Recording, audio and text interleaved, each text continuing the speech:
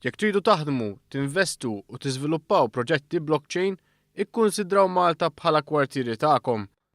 Dan kien kliem Alexander Dreyfus, sit tal-kumpanija Global Poker Index, b'reazzjoni għal konsultazzjoni mnedija l-ġimgħa dwar ir-regolarizzazzjoni tas-setturi DLT f'pajjiżna, settur li jinkludi t-teknoloġiji tal-blockchain u cryptocurrencies. Dreyfus li ilu Malta 12 sena qal li l-kumpaniji tiegħu se jinvestu bil-kbir. Bost oħrajn qablu miegħu bħal Zejna Kajsi kap fis-setturi tat-teknoloġiji ġodda ibbażata f'Dubaj li faħret dan l-abbozz u qalet li f'Dubaj qed iħarsu l-qudiem biex jaħdmu ma' Malta.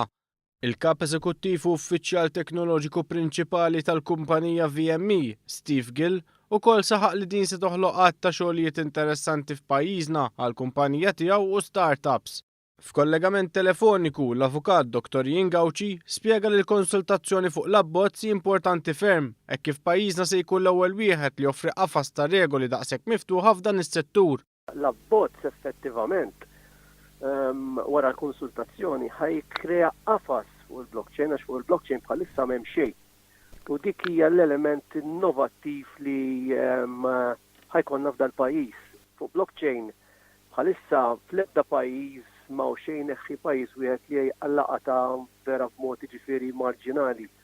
Li ħanipprovaw nagħmlu bħala Malta hija li noħolquha b'mod iktar konkret, b'mod iktar wiesa biex inħadnu l-ekosistema kollha, inħoġġu l-valur kollu tal-blockchain.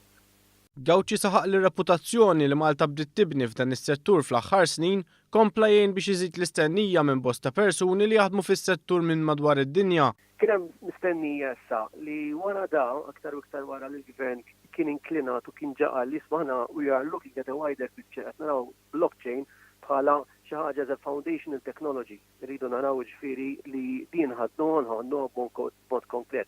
Allora kif ħareġ dal-abbozz issa, speċi it was the cherry on the cake. Dan l-abbozz issa se jgħaddi minn fażi fejn ħsibijiet tal-partijiet interessati ikomplu jinġabru biex bekk dan il-qafas innovattiv ikompli jitjieb, biex bekk pajjiżna jkompli jkun proattiv u fuq quddiem nett tas-setturi ġodda teknoloġiċi.